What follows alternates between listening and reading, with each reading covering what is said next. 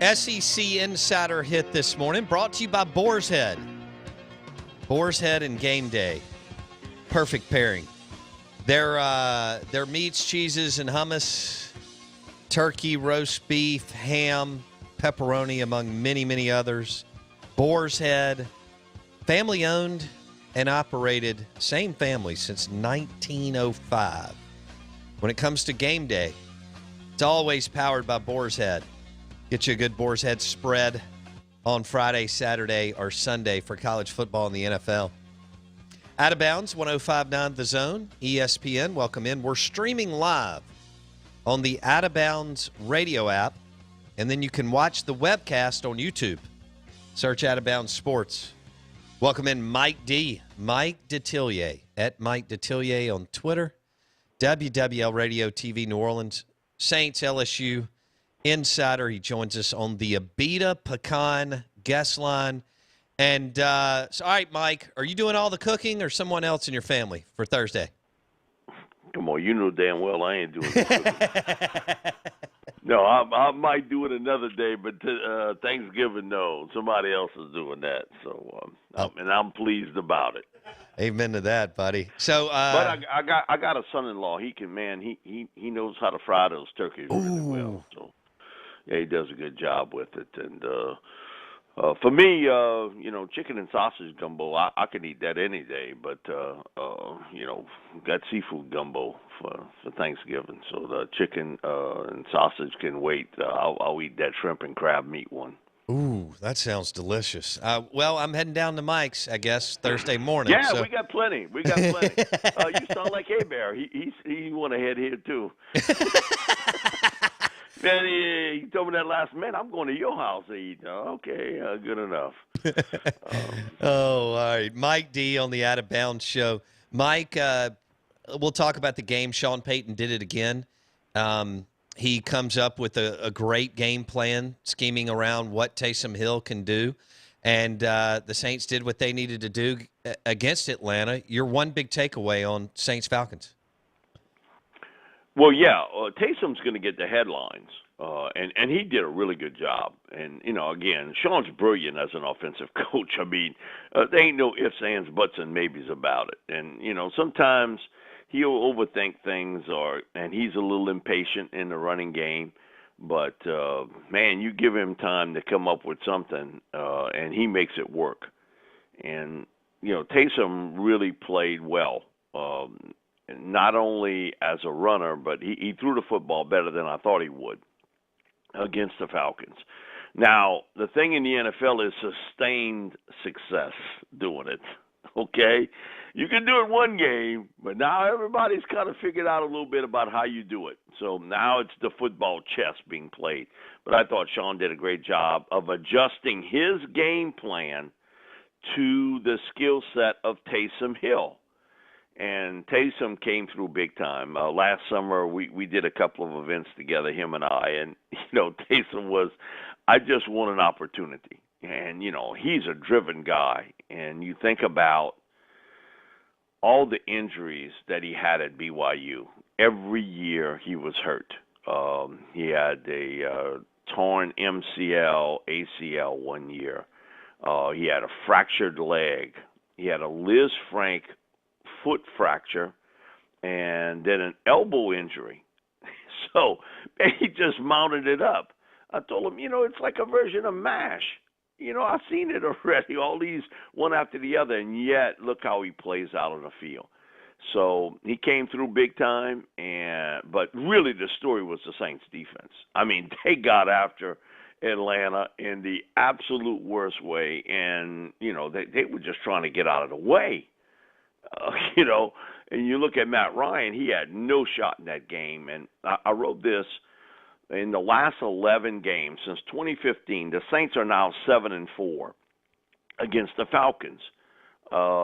In the 7 games they've won, they've racked up 36 quarterback sacks in the 7 games. In the 4 games they've lost, wow, they got 5. Wow. So you don't think that recipe for success is there, that they've been able to get heat, pressure. Matt Ryan at times felt phantom pressure, almost as though someone was around him and it really weren't, and he threw some bad throws. And the Falcons' offense, which has been good, has really never been the same since Kyle Shanahan left to go to San Francisco, because Kyle really put the running game back into it with Atlanta, kind of balanced the scales a little bit. And he had a healthy Devontae Freeman, too, because I thought when Devontae was healthy, he was one of the better all-purpose backs in the game. But, it wasn't there for them. But that ability for the Saints to get pressure with Cam Jordan, with Trey Hendrickson, David Onyemata. One of the things Sean in the coaches show last night, he compared him to a defensive version of Jari Evans. Now, I think one day Jari Evans is going to be in the NFL Hall of Fame. And he's comparing Onyemata's physical skills and his talent to Jari Evans, which I thought was a pretty good hype on that particular part. But really, Taysom did a great job. And, again, it's a one-game look, and you got to extend this now to see how well it'll work out. But I think the story was the Saints' defense, and in 3 games against the Bucs, 49ers, now the Falcons, they've given up a grand total of 1 touchdown. This is the NFL. In 3 games, you've given up 1 touchdown. Amazing defensively. Yes, that is. What are you hearing on? And how big of an acquisition Quan Alexander's become, too. Just let me throw that in. I saw Quan when he was a high school player out in Alabama. And then he has a major knee injury as a senior. And basically, I think he played a couple games, and then he missed the rest of the year. Surprised everybody on signing day when he didn't sign with Alabama and signs with LSU.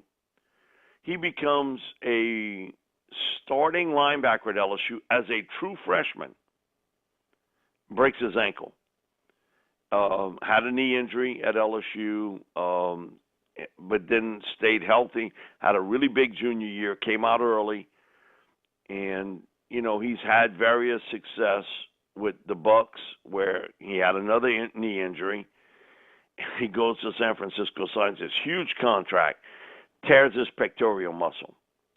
Then he had the high ankle sprain. I think the 49ers were enough is enough. We paying him a lot of money. We can't get him on the field. The Saints make a deal and bring him in for a 5th-round pick in Kiko Alonso. Alonso got cut yesterday by the 49ers. He failed the physical.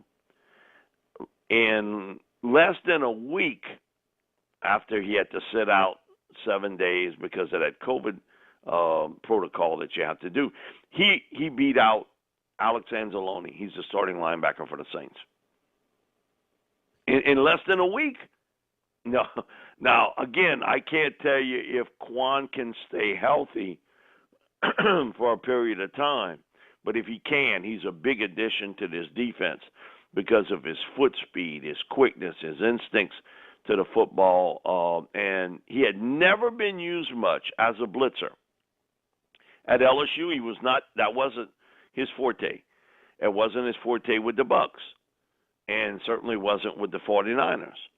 But the Saints have used him a lot as a blitzer. And he can run. So the question mark is, can he stay healthy? So defensively has really been the story the last 3 weeks for all the talk about, what's happened with Drew, and certainly shows his toughness as a player, and him getting hurt, and then Taysom coming in, and would it be Jameis? Would it be Taysom? That sort of thing. Really, the talk should be much more about the defense and how they've been a dominant unit, and in 3 games only giving up 1 touchdown. Yeah. That's remarkable, like you said, in the NFL today. Mike Detillier on the Abita Pecan guest line. He joins us on the Out of Bounds Show, 105.9 The Zone. Saints coming off another big win. Mike, what do you make of – first of all, real quick, what's the latest on Brees? What are you hearing? Well, he hasn't said anything. He's made comments that he feels as though he'll be back sooner than later. because I work with him regular, Dr. David Elias, who's part of Arthur LA here in South Louisiana. He's made the comment to me that he felt that injury would be a 3 to 4 week injury. And he's been really good, I mean, as far as tagging injuries. And so he feels as though it's a 3 to 4 week injury. So we've already got 1 week down, and let's see what happens a couple weeks from now. But, man, Drew's been a quick healer. He has gave a short interview with Mike Neighbors about, hey, listen, I'm really feeling much better, that sort of thing. And, again, his comment of I'll be back sooner than later tells you before the season's over with, Drew will be back. Yeah, just the way he is. I mean, he's a competitor at the highest level. But, you know, it's something the late, great Jimmy Taylor told me. You know, when Jimmy, you know, he's one of the all-time greats running backs, played with the Packers, Louisiana guy, went to LSU, went to University High in Baton Rouge, and he lived here until he passed away a couple years ago. And when the Saints signed Adrian Peterson, man, that was a lot of write-ups. Man, Adrian Peterson, man, you know, he's drunk from the fountain of youth and all this and that. He looks like a 24-year-old guy. Jimmy called me up one day and said, you got to tell me, there's no way in the world this is happening. He said, you know, I've been through that spot Adrian Peterson is in. And he said, I'm not saying you can't play, but he said you can't do it consistently week to week. And he gave me something that I used today. He said, late in my career with the Packers, I could touch greatness every once in a while, but I couldn't do it week to week anymore. I couldn't. You know, what God had given me had taken away at times. And I think about that with I watched Tom Brady last night. And at moments he looked great, didn't he? In other moments he looked rather ordinary. Yeah. And I think about that with Drew this year. Well, he's looked rather ordinary at times, and then at other times he's touched it. Man, I'll never forget what Jimmy told me with that. And I think that's the best comment as someone gets older in the sports world. And we look at the sports world totally different than if you go to Europe. They adore the older athletes and appreciate what that older athlete has done. In the United States, we dog them. I mean, man, he done fell off the cliff. You know, he can't play anymore. This and that, everything else. Just read Twitter today about Brady. I mean, you know, that he can't do this, he can't do that. No, it's not that he can't do it. He can't do it on a consistent basis. He can still touch it every once in a while. But, you know, Father Time is undefeated and untied for a reason. We don't appreciate it when we're watching the great athletes and how they can do it, and they make it look easy. When you go to Europe and they talk about European athletes, man, they revered there as they get older. In the United States, man, you like garbage. They take you out, you know, to the street to be picked up.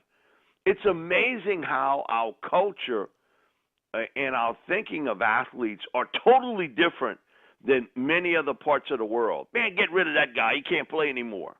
You know, and yet in other places, man, you know, you respect what that guy has done in the past. I think with Drew, when he comes back, he'll still be able to play great at times, but he'll be touching it. He won't be able to do it week to week. And then that's just, you know, Father Time catches up with you. Mike Detillier on the Out of Bounds Show, 105.9 The Zone. Let's go to LSU. Boy, that was a close one. 27-24. They needed it. I think the fan base would have been pretty up in arms and irate over the loss. I know this is a transition rebuilding year for LSU. What do you make of the Tigers going into if we get all these games, but going into A&M this weekend and Ole Miss next weekend? Man, Mon and Matt Corral's going to put up big numbers. That's all I know. Their secondary is El Succo. I mean, they're bad. I mean, no matter what. And you can say, oh, well, you know, Stingley got hurt and Elias Ricks got kicked out of the game. But still, they play like that when Ricks and Stingley have been in there. So I thought they played better against the run than I've seen them in other games, but man, they give up way too many big passing plays, and it's just part of the makeup of this defense that they have not been able to figure it out. Do you think Ed will? Well, LSU has money when they want to have money. I mean, boosters raise money. Do you think that they'll sever ties with Pelini after 1 year? It would be difficult to keep him. Believe me, you're not going to be able to sell that to a fan base. No. And not in today's world. You're not going to be able to sell that. And I don't see all of a sudden a change. Their pass rush has been okay. It's not been great. It's been okay with Ali Gay and B.J. Ojolari. Now, Andre Anthony played the best game I've ever seen him play in the LSU uniform, so that was encouraging. The problems on offense all rely on offensive line, and I felt that way from when they won the national championship last year. When you lose 4 starters, and those guys, man, they as soft as cotton. I mean, they're not a physical unit. And I got to drive Ed up the wall, and I know it does. They're not a real physical team up front, offensive line-wise. They ran the ball okay against Arkansas, but Arkansas had a bunch of COVID issues. But still, that's not LSU power football, what we're seeing here. I thought T.J. Finley played a good game, and that he showed some poise as a freshman with everything on the line to get him in a spot to win the game. He got some talented receivers out there, and he was hot and cold, but you can expect that he's a true freshman. And I thought he did a really good job in getting Eric Gilbert much more involved in the offense at tight end. But special teams saved their bacon. A couple long field goals. And Jay Ward, who had been picked on during the game as a corner, comes through late and tips that field goal attempt. He gets his hands on it. And so you got to find a new way to win.